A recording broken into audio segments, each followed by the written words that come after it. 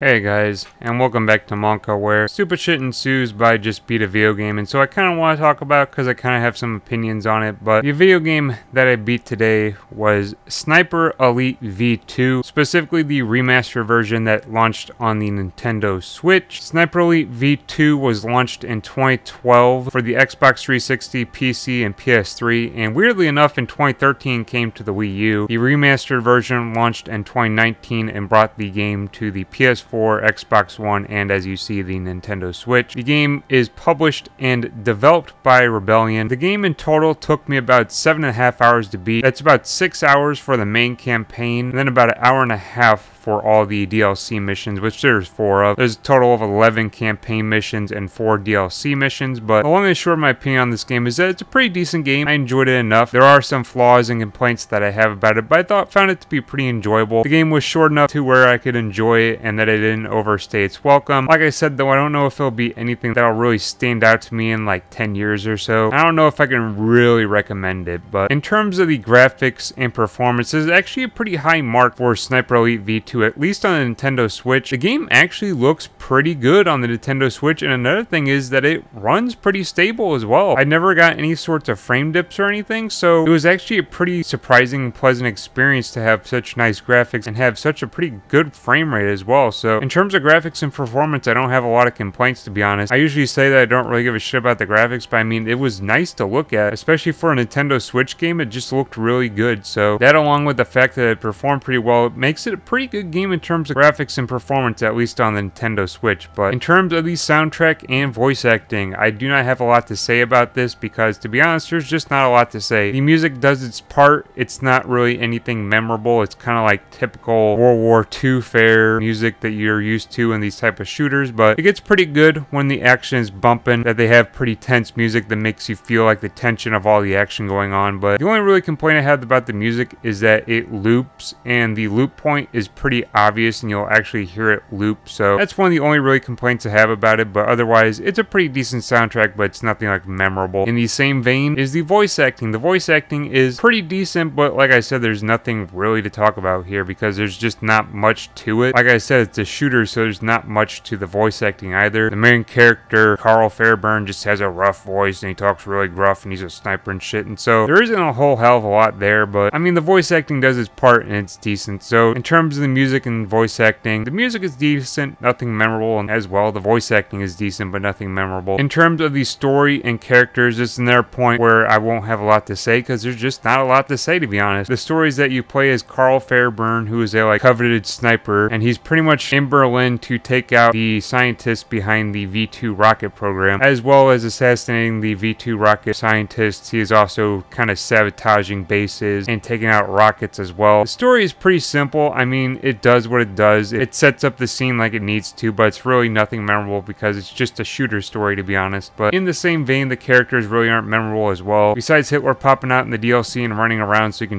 shoot him in the head, or as this game is infamous for, shooting him in the nuts, there isn't really anything memorable in terms of the characters. Carl Fairburn is the protagonist, and really he's just, a sniper protagonist with the, like I said, rough and gruff voice. He doesn't have much personality besides, being a rough and gruff sniper. There's really nothing much to talk about in terms of the characters just because they just are there. In terms of the story and characters, it's there, but like I said, it's nothing really worth mentioning. But the meat and potatoes of Sniper Elite V2 is of course in the gameplay because it's a shooter. But first, talking about one of my complaints is the map design. This game, like I said, takes place over 11 missions in the main campaign and 4 missions in the DLC campaign, and all of those maps are pretty linear and based in a ruined Berlin. This is a pretty boring setting, and to be honest, the linearity makes it feel kind of restrictive, especially for a game that's all about sniping. You kind of feel like you're not given all of this freedom to move around and choose your angles to snipe. You can in some areas where it opens up a little bit. For the most part, this game is pretty closed, and it makes it feel kind of tight and claustrophobic for a game that's all about sniping, and that kind of doesn't really work out in my opinion. I kind of wish this game was more open-ended. Like I said, I don't mind linear games, but in this game, it feels like it just doesn't work in this scenario. But there is one specific mission, which is a DLC mission where it actually kind of gives you an open-ended map that is still linear, but I mean it's still open-ended, but it actually lets you kind of move around and have some freedom. And I hope they do that in the future games, as I understand they did, because the more open-ended nature makes it feel like you have more freedom to move around instead of being kind of restricted in terms of your movement. But in terms of the way the game controls, I feel like is a point of contention worth mentioning as well, because the game doesn't really have all that great of controls. The camera is kind of stiff except for the sniper rifle when you're aiming down the scope. Other than that, the aiming is stiff, and the movement of the character is pretty stiff as well. It just feels kind of all stiff, and you don't feel like it moves or controls very well. Like I said, I hope this is another point of contention that they fixed in the future games, but the movement really just doesn't feel all that great in this game. And as well with the movement, there were points where I did get stuck on the terrain twice. Like I said, it's not that big of a complaint because it only happened twice, but I did nonetheless get stuck on the terrain twice. Once when I was just running in between missions, so it didn't really matter, but one time I was trying to run through a doorway while a tank is trying to disintegrate my ass, and I got stuck on something in the doorway, and so I was wildly flicking the joystick trying to get unstuck and get through the door while this tank is just hailing me with bullets. Now eventually I did get through the door, but at the time it was a big annoyance. Right now it's actually pretty hilarious to think about, but if I died I think I would have probably had a different opinion. But the controls aren't all that great. I hope that they polish it up in the future games. But in terms of the AI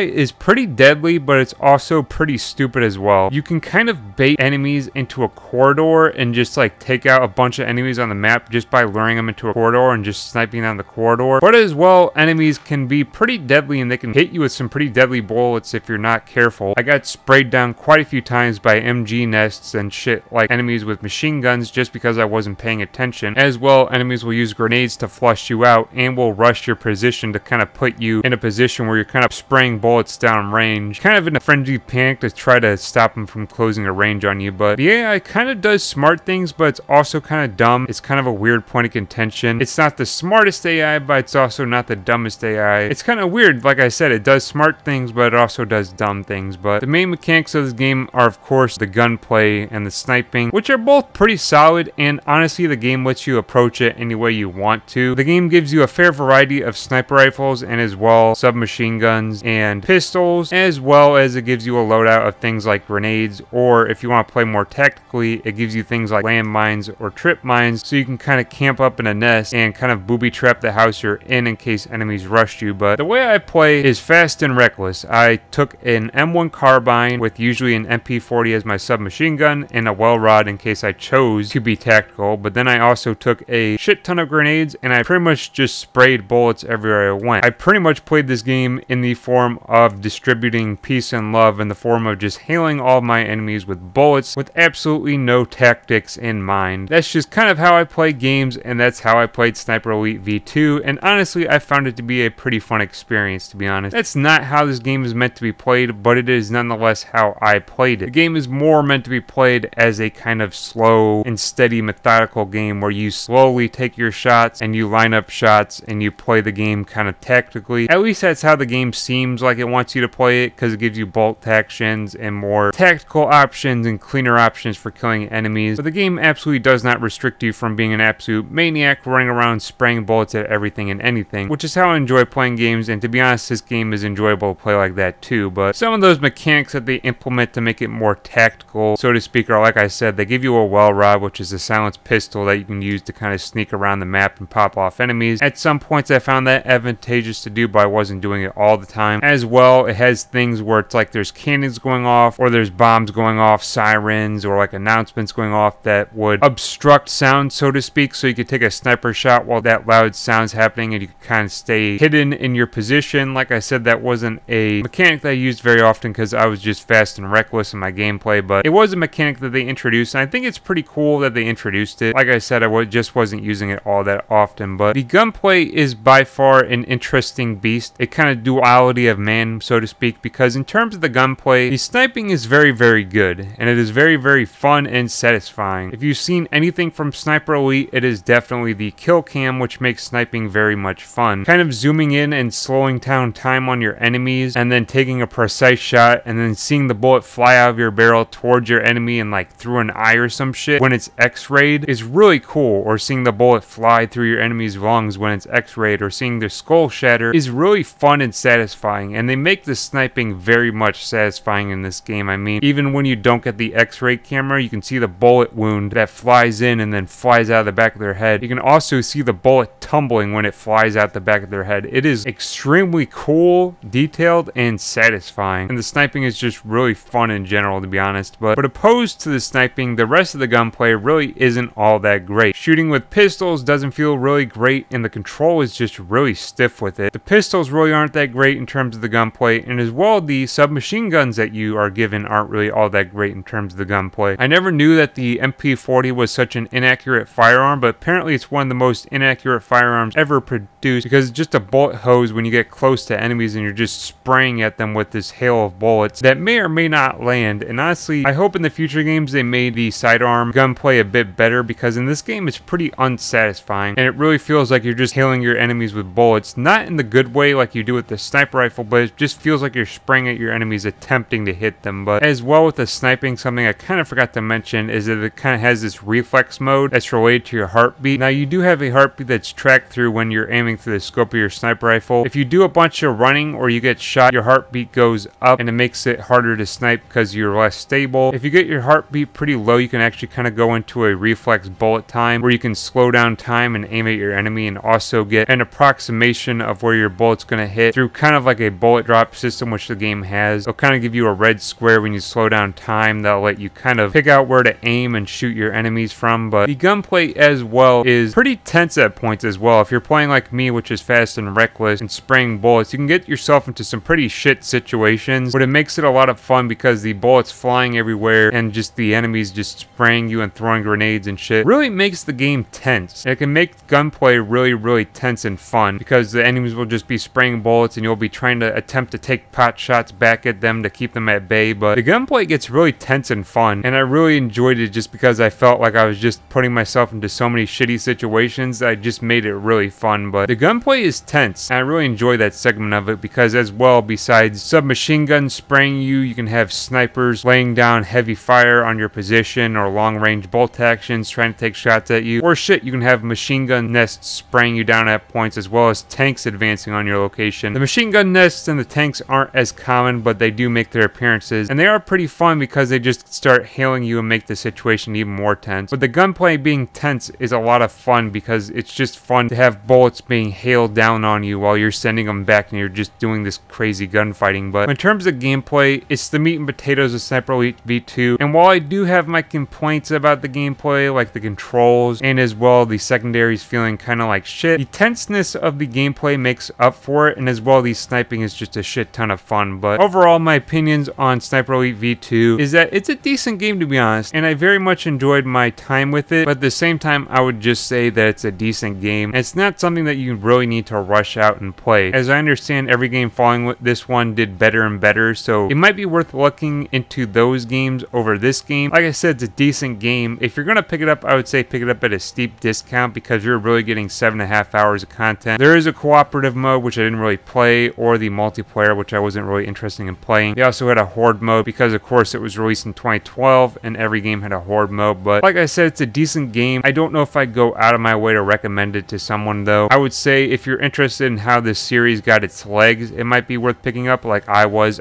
interested to see how this series kind of started off, so I picked up this game. It might be worth it for that purpose, but other than that, as I understand, the future installments of Sniper Elite did this gameplay but a lot better, so it might be worth looking into those. I will eventually be getting around to playing those games, as well as the Zombie Army games, because Zombie Army 1 through 4 came to the Switch and I have them, and as well Sniper Elite 3 and 4 came to Switch and I have those games. So I'll eventually be talking about those, but I think those games would be worth it over V2. But thank you very much for watching. Until next time, I'll see you. Stay chill.